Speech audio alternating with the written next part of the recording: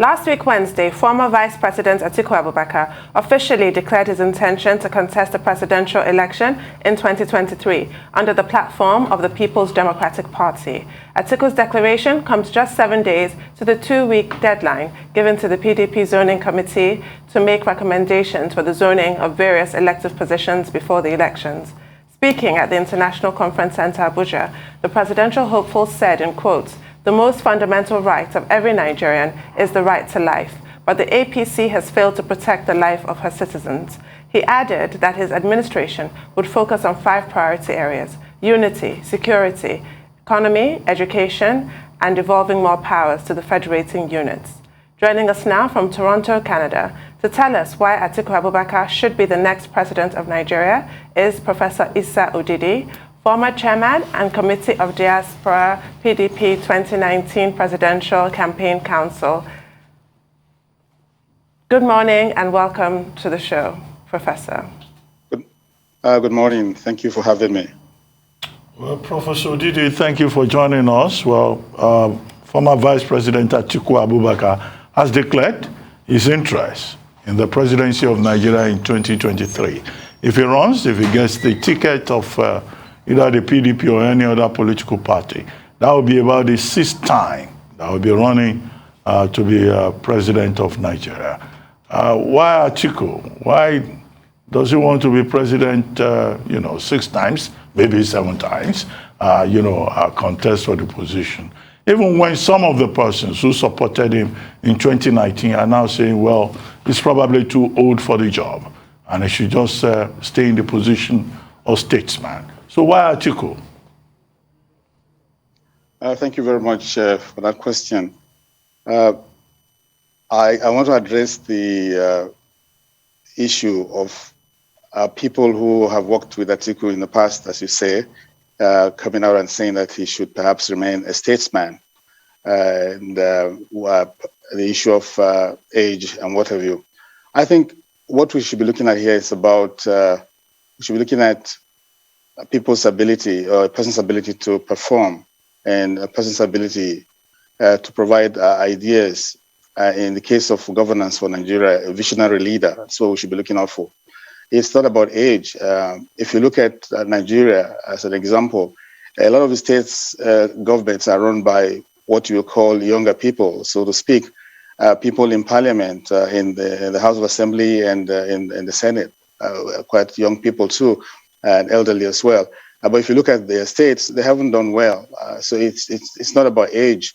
If you go outside Nigeria and look at countries like the United States, and some countries in Asia, they're run by people quite advanced in age, and they've done very well. So I think we have to put the issue of age to rest. It's not about age. If you talk about health, I think Atiku is quite healthy. So that's not the issue. Again, it's about your ability to perform, ability to put people together, put a strong team, have a good policy plan, and have the ability to execute them. And I think His Excellency Atiku Abubakar has proven that he can do this. If you go back to history, when he was vice president, working with President Obasanjo, I think one would say they did try and do a good job. Although he wasn't the president, he was the vice, but whatever functions he was given to perform, he did do them very well. Again, we know his antecedents. We know he's a businessman. He loves business. We know he's a unifier. He can bring people together because our country is suffering from quite a lot of problems, which somebody like Atiku should be able to solve, and is placed in a good position to do that. For example, we have problems with our economy, the issue of recession and crippling inflation, the issue of depreciation of the naira, rise in national debt, and external debt for that matter. Again, you can just keep counting them. Rise in unemployment. So you need somebody with a proven track record that can actually do the job. And I think of all those who have indicated interest to run, our principal, Atiku Abubakar, I think is right in front of all of them when it comes to considering the issue of experience and practical ability to deliver. There's also the other very important issue of unity. I think that's one of the strongest points of His Excellency Atiku Abubakar, from his antecedents, you'll notice that he's somebody who believes in the unity of our country, Nigeria. And given the challenges we're facing right now, the prevalence of kleptocracy and nepotism that the present administration has demonstrated, you need someone who is a unifier to come and help heal the country. If you don't have a united country, there's just no basis for economic development. It will be a threat to national security, and investors will not look to a country that is teetering at the brink of disruption and breakdown, and to invest money or consider the country. So those are the issues why we think Atiku Abubakar is quite capable, and the time is right for him to want to come and participate and be president of the country. Thank you for that, but it is an issue for a lot of people. Alhaji Atiku Abubakar's age, the fact that a lot of people have been clamoring for a generational shift. It's also an issue that he's from the north. A lot of people are clamoring for a president from the south specifically. Some are clamoring for a president from the southeast because that injustice hasn't been addressed. So how would your principal address these issues? We've heard from another presidential aspirant, Senator Bukola Saraki, who has said that should he become Nigeria's president, all the ministers of state will be under 40. How would Alhaji Atiku Abubakar address the marginalized youth, women, Southerners, you name it? What plans does he have for that, to address those issues? Like I said earlier on, the country needs a leader that can heal the wounds and unity and basically unify the country. All Nigerians are equal and should be seen and treated equally. Again, there's no unity without justice and fairness. I think Atiku will deliver leadership of justice and fairness. You talked about people, some people clamoring. I don't think that's the majority. Some people clamoring for a president of a particular ethnic, fixation. I think at this present time, Nigeria does not need a tribal president. I think you don't need a president, say an Edo president or a Yoruba president or Hausa president or Igbo president or even a Tiv president.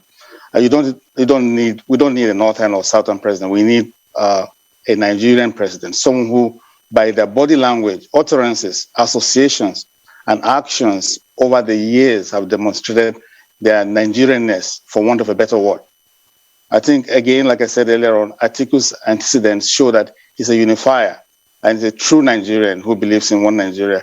You've mentioned a few names, but when you look back at their utterances, their history, their behavior, their association, and what they stood for, they're very tribal in nature. At the current time, given the extent of the kleptocracy and nepotism we witness, given how people are wounded and divided and unhappy, we need someone like Atiku Abubakar who has demonstrated his Nigerianness.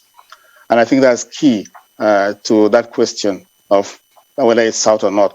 Again, we're in a democracy, and Atiku is a very democratic person. Everybody is welcome to participate and contest for presidency.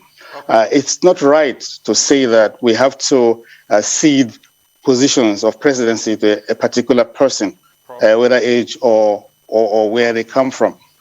You're free to come in and contest, and if you win the nomination, then you put yourself ahead for the country to vote for you. Okay, Prof. It would be wrong to say we should just give it to a Hausa person or Igbo person or a Yoruba person.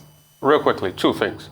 Number one, you said Atiku did a lot with Obasanjo during that administration, but Obasanjo has said a lot of very unsavory things about Atiku. Like he said, God will not forgive him if he supports Atiku. And he said some other things. He's talked about disloyalty. A lot of people are asking, who knows you better than the person you worked with? If Obasanjo can say those things about Atiku, then why Atiku? And secondly, Wike has come into the race now. What does that portend for Atiku's, aspirations? Since Governor Wike declared yesterday in Benue State, he said people should give him their votes. Two questions quickly. The first question, my answer will be very simple and straightforward. the same Obasanjo, President Obasanjo, former head of state, I respect him very well, has also come out to mend fences with Atiku Abubakar. And so I think that's a moot point because, in the heat of things in politics, people say the things that need to be said at the time and point they have to say them. But I think at the end of the day, let's look at what's the last thing they've said. And the last thing, as far as I remember, is that all is forgiven, everything is okay, and he came out to show his support for Atiku Abubakar in the 2019 presidential race. I don't expect it to be different, or I will say clearly, I've not heard him say something else, something different this time around. So that's what I'll put. It's between the two of them, but I think they seem to have mended fences, and there's no permanent, enemy or friend. You just have permanent interest in politics. That's how I put it. Going to the other point of Wike participating, again, I respect Wike. He's a strong PDP man, and he's doing governing his state. Again, we welcome anyone who wants to participate to come and participate. At the end of the day, the primaries we throw up the right person that the people want to vote for. And so Wike is welcome. I don't see it changing our equation. But I think one thing you have to understand, and one thing I want to tell the PDP people as well and the audience that is listening, we certainly need someone who is prepared, who has been prepared for a long time to run for president, given where we are at the present state of our nation. Nigeria is at a tipping point. You need a unifier, somebody who has demonstrated they can unify the country. You need someone who is visionary and who has proven that they're visionary. You need someone who understands business, because at the end of the day, the issue of economy is critical. Someone who understands how to turn the economy and make it work. Somebody who can interest people like myself to participate and to be in their team. That's the sort of person you want. I'm not joining Atiku's team for the money or for where you come from or whatever. I'm a successful businessman in the diaspora, worked very hard, and I've done a lot. I'm a renowned person, and there are many of us behind Atiku working in this team. We need a leader who can bring people like that in, who can relate with the international community, somebody who can create an economy that will bring foreign exchange into the country. Right now, you have, galloping inflation. You have, our naira is devalued to a very great extent and may continue to do so. There's a high rate of unemployment in the country. A lot of over 100 million people unemployed or unemployable or, don't know what to do. It's a very serious issue. A lot of it, again, like I said earlier on, a lot of the state governments have tried their best. But if we go to all the states and look at the states very well, how far have they done well? I will look at it from my point of view, speaking from the diaspora, a businessman who understands business, who is involved with many international governments, and say that some of these states are failed states. Yes, they may build 1 or 2 or 3 or 4 nice roads, some bridges, some flyovers. That does not make an economy. That does not make people live well. What's happening to the health sector? What's happening to people's real income? What's happening to their purchasing power? What's happening to security? What's about unity? Those are the issues. We need someone who can bring industries into the country. Very important industries that can produce goods and services that people around the world will want. Why can't we make computers? Why can't we make phones? Why can't we make medicines? Or why can't we make planes? Why can't we go to the moon? That's the kind of question we want our leaders to be asking. And those are the sort of questions that Atiku asks in meetings that we've held again and again and again and again and again. Atiku has been preparing for a long time for this position. And the time is right now for a leader like Atiku. You call people's name who want to run. Do they have a plan? This is Atiku's plan. Okay? A lot of people are just coming in to say they want to run, and they hope to plan once they won the election. That is not acceptable. That's why this country is in big trouble and is in a big mess. You want people like us to come back and repeat the success that we had in 2019 and 2023. That's the kind of question we want our leaders to be asking. And those are the sort of questions that Atiku asks in meetings that we've held again and again and again. Atiku has been preparing for a long time for this position. And the time is right now for a leader like Atiku. You call people's name who want to run. Do they have a plan? This is Atiku's plan. Okay? A lot of people are just coming in to say they want to run, and they hope to plan once they won the election. That is not acceptable. That's why this country is in big trouble and is in a big mess. You want people like us to come back and repeat the success we've done here in the diaspora, creating companies that are billion-dollar companies, then please get someone who's got a plan, who's working with people in diaspora, who's working with people inside Nigeria who are talented, someone who will put people in position based on merit, not just based on where you come from, not based on your religion, okay? And Atiku Abubakar has proven that when he brought people like Ngozi Konjo-Iweala, former Minister of Finance, to come work in the country, when he brought people like El Rufai and many other people from different parts of the country, different type of religion and different economic standing. Yes, he loves the youth. He's going to put the youths in power as well. I think you need a Mandela type of president who comes in, knows how people play the game, knows what's at stake, and then thank you, Professor Odidi. For young people to get involved. Thank you, Professor Odidi. Very well said, except that nobody comes on television to say that they are going into politics to go and make money. Everybody says, oh, I've made money, I'm doing well. But thank you very much for joining us. Thank you.